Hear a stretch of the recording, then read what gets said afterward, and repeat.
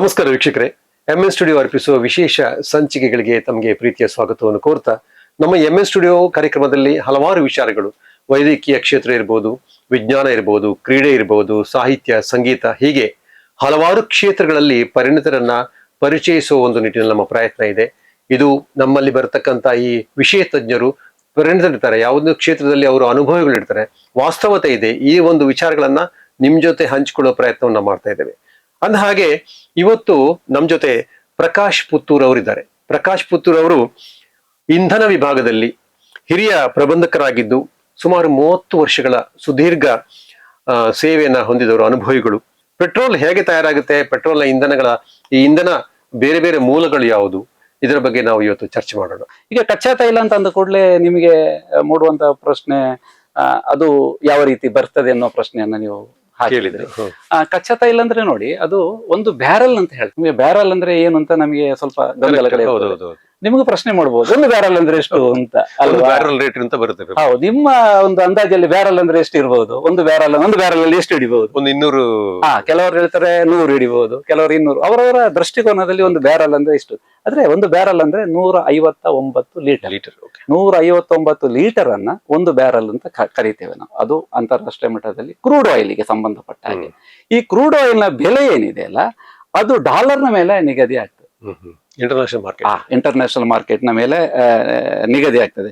ಅಂದ್ರೆ ಒಂದು ಸಂದರ್ಭದಲ್ಲಿ 1970ರಲ್ಲಿ $2 ಇತ್ತು. ಒಂದು 1970ರಲ್ಲಿ ಒಂದು ಇದು ಬ್ಯಾರಲ್ ನ ಬೆಲೆ $2 ಇತ್ತು. ಆಮೇಲೆ 2008ರಲ್ಲಿ 147 ಆಗಿತ್ತು. ಅಂದ್ರೆ ಡಾಲರ್ ಅಂದ್ರೆ ನೀವು ಲೆಕ್ಕ ಹಾಕಿ, ಡಾಲರ್ ಅಂದ್ರೆ ಅಂತಾರಾಷ್ಟ್ರೀಯವಾಗಿ ಈಗ ₹85 ಆಜುಬಾಜಲ್ಲಿ ಇದೆ. ನಿಮ್ಗೆ 1970ರಲ್ಲಿ ₹85 ಅಂದ್ರೆ $170 ಒಂದು ಬ್ಯಾರಲ್ಗಿತ್ತು. ಇತ್ತೀಚೆಗೆ ಈಗ ಪ್ರಸ್ತುತ $65 ಆಸುಪಾಸಿನಲ್ಲಿ ಒಂದು ಬ್ಯಾರಲ್. ಹೌದು, $65 ಆಸುಪಾಸಿನಲ್ಲಿ ನಡೀತಾ ಇದೆ. ಅದು ಈಗಿನ ಈಗಿನ ಪರಿಸ್ಥಿತಿಯಲ್ಲಿ. ಆದ್ರೆ ಯುದ್ಧ ಎಲ್ಲ ಆದಾಗ ಬಹುಶಃ ಅದು ಹೆಚ್ಚಾಗುವಂತಹ ಸಂದರ್ಭಗಳು ಇರ್ತದೆ. ಅದು ಡಾಲರ್ ಒಂದೇ ರೀತಿ ಬೆಲೆ ಇರುವುದಿಲ್ಲ ಕ್ರೂಡ್ ಆಯಿಲ್. ಯುದ್ಧಗಳು ಆದಾಗ ಮತ್ತೆ ಯಾವುದೇ ಒಂದು ಸಂದರ್ಭಗಳಲ್ಲಿ ಅದು ಬದಲಾವಣೆಗಳಾಗುವಂತಹದ್ದು ಅಥವಾ ಸಿಗೋದಿಲ್ಲ ಅಂತಲ್ಲ, ಈಗ ಸಿಗ್ತಾ ಇದೆ. ಈಗ ಸದ್ಯಕ್ಕೆ ನಮ್ಮಲ್ಲಿ ಕ್ರೂಡ್ ಆಯಿಲ್ ಇದೆ. ಈ ಸಂದರ್ಭದಲ್ಲಿ ಕ್ರೂಡ್ ಆಯಿಲ್ ನ ಬೆಲೆಗಳು ಬದಲಾವಣೆ ಆಗುವ ಸಾಧ್ಯತೆಗಳಿದೆ. ನೀವು ಕೇಳುವಂತ ಪ್ರಶ್ನೆ ಪೆಟ್ರೋಲ್ ಬಗ್ಗೆ. ಹೌದು.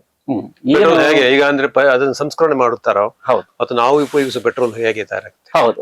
ನಾನೀಗ ಕಚ್ಚಾ ತೈಲ ಅದು ತಾಯಿ ಇದ್ದಾಗೆ, ನಮ್ಗೆ ಅಮ್ಮ ಇದ್ದಾಗೆ. ನಾವು ಬರ್ಬೇಕಾದ್ರೆ ತಾಯಿ ಬರ್ಬೇಕು, ತಾಯಿ ಬೇಕಲ್ಲ, ತಾಯಿಯಿಂದ ನಾವು. ಹಾಗೆ ಕ್ರೂಡ್ ಆಯಿಲ್ ಇಂದ, ಕಚ್ಚಾ ತೈಲದಿಂದ ಪೆಟ್ರೋಲ್ ಏನ್ ಮಾಡ್ತಾರೆ ಅಂದ್ರೆ, ಕಚ್ಚಾ ತೈಲವನ್ನ ಭೂಮಿಯಿಂದ ತೆಗೆದ ಮೇಲೆ ಅದನ್ನ ಹಡಗುಗಳ ಮೂಲಕ, ಆಮೇಲೆ ಈ ಕೊಳವೆ, ಕನ್ನಡದಲ್ಲಿಯೇ ಮಾತಾಡ್ತೀರಿ ನೀವು, ನಾನು ಸುಂದರವಾಗಿ ಕನ್ನಡದಲ್ಲಿ ಮಾತಾಡ್ತೀನಿ. ಕೊಳವೆ ಅಂತ ಹೇಳುವ, ಅದು ಪೈಪ್ ಲೈನ್ ಅಂತ ಹೇಳುವ. ಆಮೇಲೆ ಟ್ರಕ್ಗಳ ಮೂಲಕ, ಮತ್ತೆ ರೈಲ್ವೆ ಟ್ರಕ್ಗಳಲ್ಲಿ ಮಾಡೋದಿಲ್ಲ, ಈ ರೈಲ್ವೆ ವ್ಯಾಗನ್ಸ್ ಗಳು ನೀವು ನೋಡಿರ್ತೀರಿ ನೋಡಿ, ರೈಲ್ವೆ ಸ್ಟೇಷನ್ ಪಕ್ಕದಲ್ಲಿ ಎಲ್ಲ ಗೂಡ್ಸ್ ಮೂಲಕ ಅಂತದ್ರಲ್ಲೆಲ್ಲ ಸಾಗಿಸಿ ಅದನ್ನ ರಿಫೈನರಿ ಕಳಿಸ್ತಾರೆ. ರಿಫೈನರಿ ಅಂತ ನೀವು ರಿಫೈನರೀಸ್ಗಳು, ಅದೆಲ್ಲ ಸಂಸ್ಕರಣಾಗಾರ ಅಂತ ಕನ್ನಡದಲ್ಲಿ ನಾವು ಕರಿತೇವೆ. ರಿಫೈನರಿ ಕಳಿಸ್ತಾರೆ.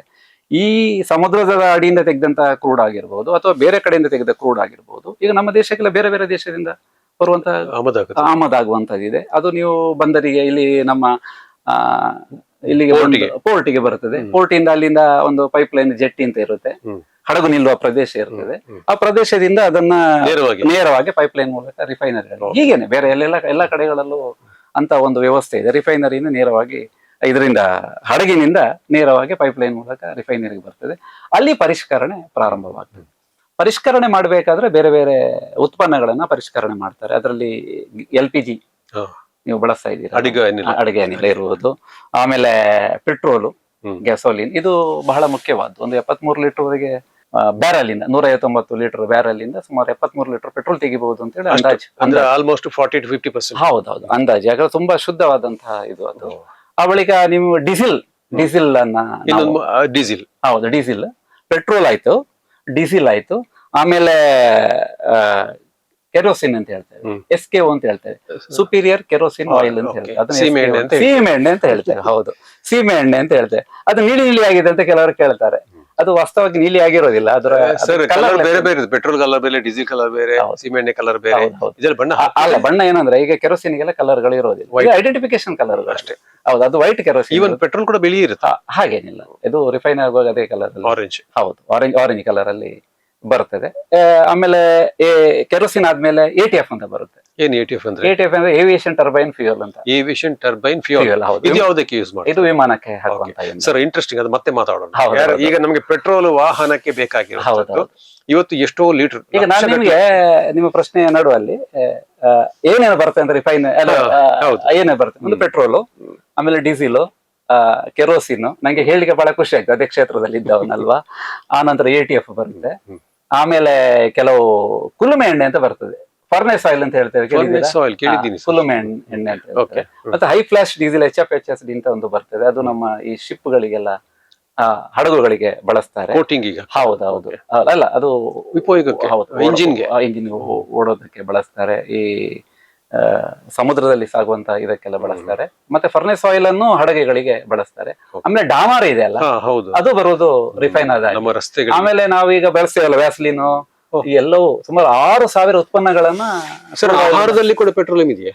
ಆಹಾರದಲ್ಲಿ ಪೆಟ್ರೋಲಿಯಂ ಅಂತ ಇಲ್ಲ, ಆದ್ರೆ ನೀವು ಈ ಬಳಸ್ತೀರಲ್ಲ ಕ್ರೀಮ್ಗಳಲ್ಲೆಲ್ಲ ಪೆಟ್ರೋಲಿಯಂ, ಫೇಸ್ ಕ್ರೀಮ್. ಹೌದೌದು, ಎಲ್ಲ ಸಾಮಾನ್ಯವಾಗಿ ಪ್ರತಿಯೊಂದಲ್ಲೂ ಪೆಟ್ರೋಲಿಯಂ ಅಂದ್ರೆ ಪೆಟ್ರೋಲಿಯಂ ಅಂದಗಳು ನೀವು ಪೆಟ್ರೋಲ್ ಅಂತ ತಿಳ್ಕೊಬೇಡಿ, ಅದನ್ನು ಪರಿಷ್ಕರಣೆ ಮಾಡೋದು. ರಿಫೈನರಿಗಳಲ್ಲಿ ಎಲ್ಲವನ್ನು ಮಾಡೋದಿಲ್ಲ. ಕೆಲವು ನಮಗೆ ಯಾವುದು ಬೇಕು ಅಂದ್ರೆ ಜನಸಾಮಾನ್ಯರಿಗೆ ಮುಖ್ಯವಾಗಿ ಬೇಕಾಗಿರುವಂತ, ಉಳಿದದೆಲ್ಲ ಬೇರೆ ಇಂಡಸ್ಟ್ರಿಗಳು ತಗೊಳ್ತದೆ. ಎಲ್ಲ ಸಾಮಾನ್ಯವಾಗಿ 6,000 ಉತ್ಪನ್ನಗಳು ಕ್ರೂಡ್ ಆಯಿಲ್ ಇಂದ ಆಗ್ತದೆ. 6,000 ಉತ್ಪನ್ನಗಳು ಈಗ ಬಳಕೆಯಲ್ಲಿ ತುಂಬಾ ಉತ್ಪನ್ನಗಳು, 6,000 ಉತ್ಪನ್ನಗಳನ್ನ ನಾವು ಸಾಮಾನ್ಯವಾಗಿ ಇದರಿಂದ ಮಾಡ್ತಾ ಇದ್ದೇವೆ. ಈಗ ನಿಮ್ಗೆ ಏನು ಗೊಂದಲ ಹೇಳಿ? ಪೆಟ್ರೋಲ್ ನನ್ಗೆ ಗೊಂದಲ ಏನಿಲ್ಲ ಸರ್.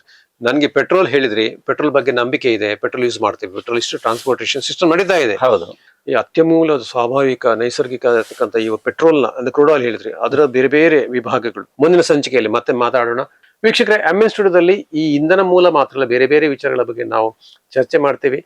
ನೀವು ಲೈಕ್ ಕೊಡಿ, ಸಬ್ಸ್ಕ್ರೈಬ್ ಮಾಡಿ ಅಂತ ಹೇಳ್ತಾ ಮತ್ತೆ ಮುಂದಿನ ಸಂಚಿಕೆಯಲ್ಲಿ ಭೇಟಿ ಆಗ್ತೀವಿ. ನಮಸ್ಕಾರ.